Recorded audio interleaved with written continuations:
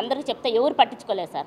లాస్ట్గా మేము రాజంపేటలో ఉన్న తెలుగుదేశం పార్టీ జగన్మోహన్ రాజు సార్ దగ్గరికి పోయినాం సార్.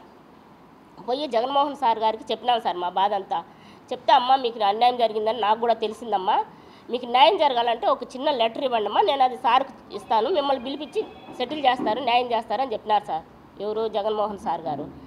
సరే అని చెప్పి మేము అక్కడి నుంచి సార్కి చెప్పి సార్తో భంగపడుకొని చెప్పుకొని మేము దిగి వస్తూ ఉంటే అప్పుడు అక్కడ ఉన్న వాళ్ళ అన్నోళ్ళు, నాకు సరిగ్గా తెలియదు, ఆ అన్నోళ్ళు వండుకొని ఏం మాట్లాడినారు, ఏం చెప్పినారు సార్ అంటే ఇట్లా ఒక లెటర్ ఇమ్మన్నారన్నా అని చెప్పిన. అమ్మ లెటర్ అయితే చదువుతారో టైం ఉంటుంది ఉండదో, ఒక చిన్న వీడియో చేసి పంపిండమ్మా అని చెప్పినారు సార్. సరే అని చెప్పి నేను ఇంట్లో కూర్చొని ఒక చిన్న వీడియో సార్ మాకు అన్యాయం జరిగింది సార్ అని చెప్పి నేను చేసి తెలుగుదేశం రాజంపేటలో ఉన్న తెలుగుదేశం పార్టీకి పంపించినాను సార్. అది పంపించిన తర్వాత మరి అది సతీష్ గారికి చేరిందో మరి ఎట్లా చేరిందో తెలియదు, కానీ అప్పటి నుంచి మాకు టార్చర్ మొదలైంది సార్.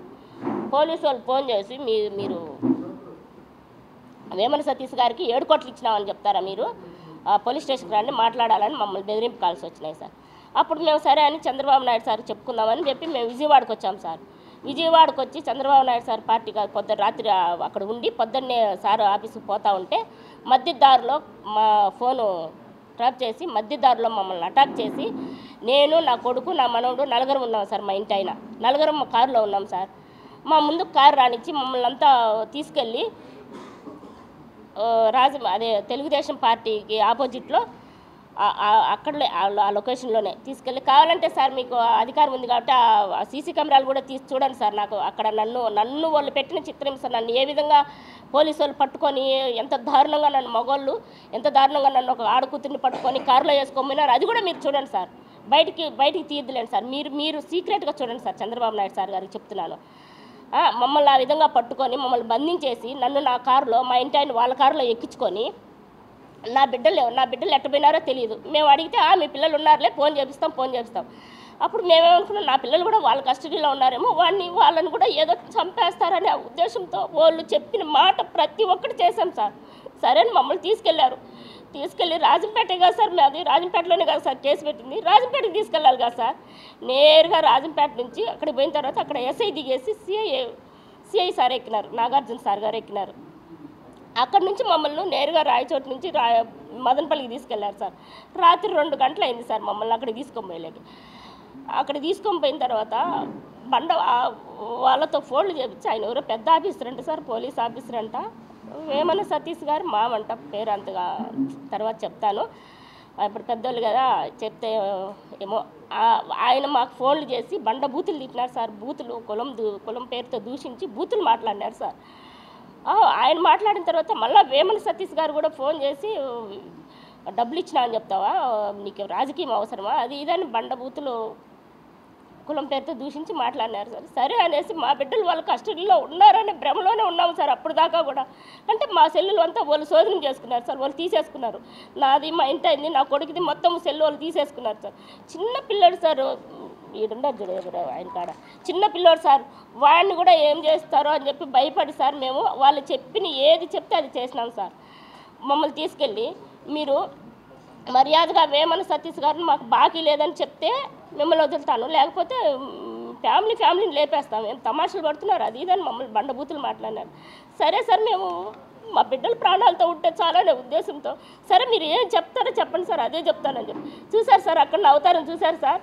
మమ్మల్ని ఆ స్థితిలో మమ్మల్ని ఏ విధంగా చూసినారు సార్. నన్ను నా భర్తను మేము అక్కడ ఎలా ఉన్నామో చూసినారు సార్. ఆ లొకేషన్ మీరంతా కూడా వస్తే నేను ఆ లొకేషన్ చూపిస్తాను సార్. నేను ఏ పరిస్థితిలో ఆ విషయం చెప్పినానో మీరే దాన్ని నిర్ధారణ చేద్దరు.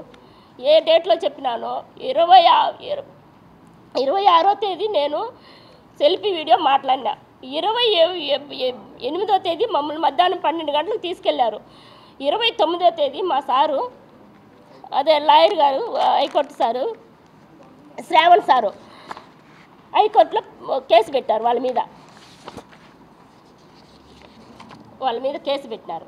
ఇది సార్ మా ఫ్యామిలీ, ఇది మేము మా బాబు, మేము ముగ్గురము, మా బాబు, మేము 4 కారులో ఉన్నాం సార్. ఈ పిల్లోడు మా బాబు ఎట్లా పోయినారు సార్. మేమేమనుకుంటున్నాం అంటే వాడు నా కొడుకు ఇద్దరు వాళ్ళ కస్టడీలో ఉన్నారనే ఆలోచనతో వాళ్ళు చెప్పిన ప్రతిదీ చేశాం సార్.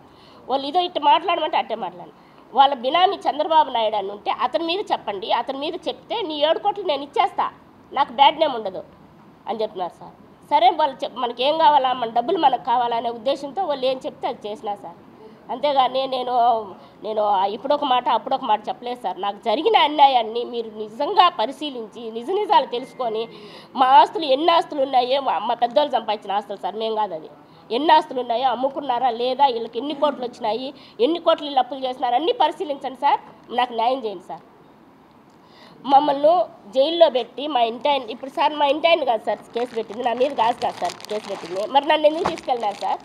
ఆడకూతురు రాజంపేటలో దిగిపోయింది సార్, పోలీస్ ఎస్ఐ ఆమె రాజంపేటలో దిగిపోయింది సార్. రాజంపేట నుంచి నన్ను ఒక్కదాన్ని ఆడకూతురుని, నా మీద కేసు లేదు కదా సార్, ఎందుకు తీసుకెళ్ళినారు సార్? నన్ను మదనపల్లికి ఎందుకు తీసుకెళ్ళినారు సార్? అంటే నా మీద దొంగగా వీడియో మాట్లాడించుకోవడానికా సార్? చెప్పండి సార్, నాకు కూడా న్యాయం చేయాలి సార్ మీరు. ఇవన్నీ సార్ మేము అమ్మిన ఆస్తులు సార్, మేము అమ్మిన ఆస్తులు, మేము తీసుకున్న అప్పులు ఇవన్నీ సార్.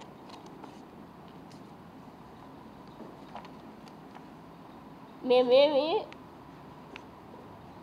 ఊరికే చెప్పడం లేదు సార్.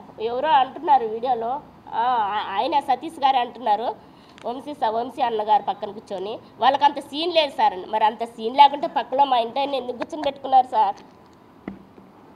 మా ఇంటి ఆయనకి అంత సీన్ లేదు కదా సార్, ఎందుకు కూర్చొని ఈ ఆస్తులన్నీ మేము అమ్ముకున్నాం సార్. ఈ ఆస్తులన్నీ అమ్ముకొని అతనికి దానాదత్తం చేశాం సార్. ఈ ఇల్లు కూడా మా ఆస్తితో కొన్నారు సార్, మా డబ్బులతో, మేము ఇచ్చిన 7 కోట్లలో దీన్ని కూడా కొన్నారు సార్.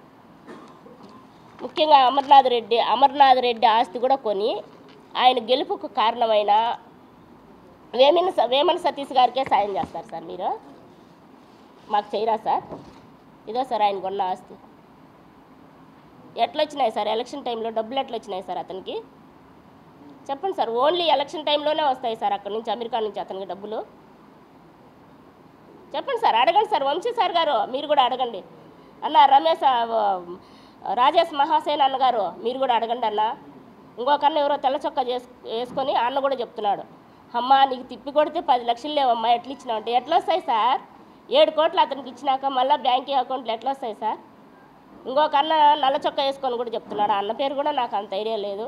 అన్న, నాకు జరిగిన అన్యాయము మీ ఇంట్లో ఆడకూతురికి జరిగితే ఏ విధంగా ఫీల్ అవుతారో ఆ విధంగా ఫీల్ అయ్యి న్యాయం చేయండి, న్యాయం చేయండి ప్లీజ్. మా మీద కేసు పెట్టాల్సిన అవసరం ఏముండదు. మా ఇంటి ఆయన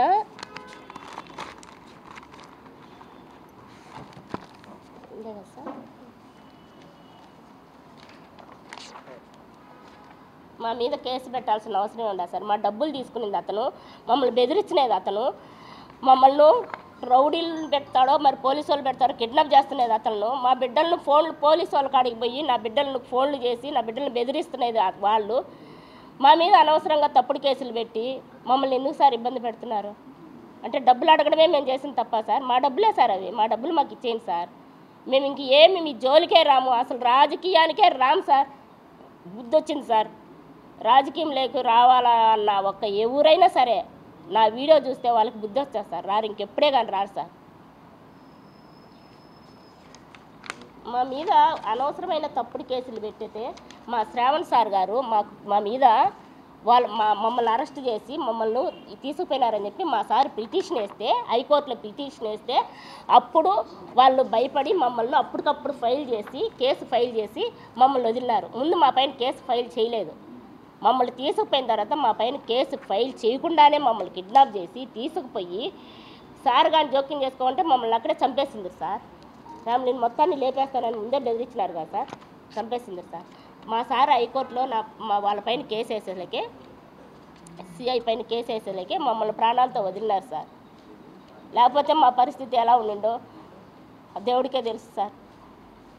అంటే అంతా అయిపోయినాక, చచ్చిపోయినాక ఈ భవిష్యనానికి ఎరిసి నేను ఇంత వీడియో చేసి ఇంత కష్టపడి నా బాధ అంతా చెప్పుకుంటుంటే ఒక్కొక్కరు మాట్లాడుతుంటే సార్ చనిపోవాలనిపిస్తుంది సార్. ఆస్తులు పోగొట్టుకొని ఊరు తిరిగి తెలుగుదేశాన్ని గెలిపించుకొని ఈరోజు మళ్ళీ నేను వీడియో నాకు అన్యాయం జరిగింది అన్నలారా నాకు సాయం చేయండి అని ప్రతి ఒక్కరిని అడిగితే ఏదో శ్రావణ్ సార్ని ఒకరిని వెనకబెట్టుకున్నానని.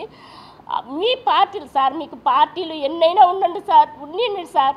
జైభీం పార్టీ ఉండండి, తెలుగుదేశం ఉండండి, జగన్ పార్టీ ఉండండి, జనసేన ఏ పార్టీ అన్నా ఉండండి సార్. ఆడబిడ్డను సార్, నాకు న్యాయం చేయండి సార్. న్యాయం చేయండి. ఆయనకు వేమన సతీష్ అన్నకు కూడా ఇదే విధంగా భంగపడి కాళ్ళు పట్టుకొని కూడా భంగపడినాం అన్నని. నేను నా కొడుకు పోయి కూడా భంగపడినాం. వాళ్ళ ఇంట్లో వీడియోలు చూడండి సార్, మా డబ్బులు తీసుకుపోయి వాళ్ళ ఇంట్లో పెట్టుకునే వీడియోలు చూడండి సార్. నేను నా కొడుకు పోయి డబ్బులు అడిగినాం, వాళ్ళ ఇంట్లో వీడియోలు చూడండి సార్. వీడియోలు చూడు. మా ఇంటికి కూడా అతను భోజనానికి వచ్చినాడు సార్, టిఫిన్కు. ఉదయం ఎందుకు వచ్చినారు సార్? మాకంత సీన్ లేదు కదా, మా ఇంటికి టిఫిన్కి ఎందుకు వచ్చినారు? అది వీడియో కూడా మాతో ఉన్నాయి. సమయం వచ్చినప్పుడు ఆ వీడియో కూడా పెడతా. అడగండి వేమన సతీష్ గారిని, ఏమయ్యా వాళ్ళ ఇంటికి టిఫిన్కి పోయినారా మీరు అని అడగండి. ఎందుకు వచ్చినారు సార్ మా ఇంటికి? చెప్పండి సార్, అడగండి సార్. వంశీ సార్ గారు అడగండి సార్. అతను కూడా డిబేట్లో కూర్చొని పెట్టండి, నన్ను పిలిచండి, నేను వస్తాను, ముఖాముఖిగా మాట్లాడదాము. నాకు అన్యాయం జరిగితే నాకు న్యాయం చేయండి, అతనికి అన్యాయం జరిగితే అతనికి న్యాయం చేయండి. ఎవరికైతే అన్యాయం జరిగిందో వాళ్ళకి న్యాయం చేయండి సార్. నిజాలు తెలుసుకోండి సార్. మా ఆస్తులన్నీ కూడా మేము మీకు ఎదురుగా పెడతాను సార్, పరిశీలించండి. అతని ఆస్తులు కొన్నాడు కదా, అది కూడా పరిశీలించండి. నాకు నా కుటుంబానికి ప్రాణరక్షణ కల్పించి మా డబ్బులు మాకు ఇప్పిస్తే చాలు సార్. మాకు ఇంకేం అవసరం లేదు సార్. ఏ పార్టీ ఎట్టపోయినా మాకు సంబంధం లేదు సార్. మేము బుద్ధి వచ్చింది సార్. ఏ పార్టీకి జోలికి పోము, మేము ఏ పార్టీకి సపోర్ట్ చేయము సార్. ఇదొక్కసారికి నాకు సాయం చేయండి సార్ ప్లీజ్. లేదా నాకు ఏమి సాయం అందకపోతే ఎందుకు ఈరోజు నా పైన చేస్తున్న ఆరోపణలు అన్నీ కూడా విని విసిగిపోయి ఈ బ్రతుకొద్దురా, చచ్చిపోతే బాగుంటుంది, డబ్బులు పోయింది కాక మళ్ళీ నడు రోడ్డు ఎక్కి ఏం బతుకురా ఈ బతుకు అనిపిస్తుంది సార్.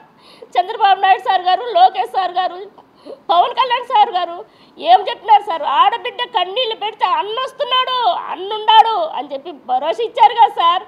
నాకు అన్న కావాలి సార్. జనసేన పవన్ కళ్యాణ్ సార్, నాకు కూడా నేను కూడా మీకు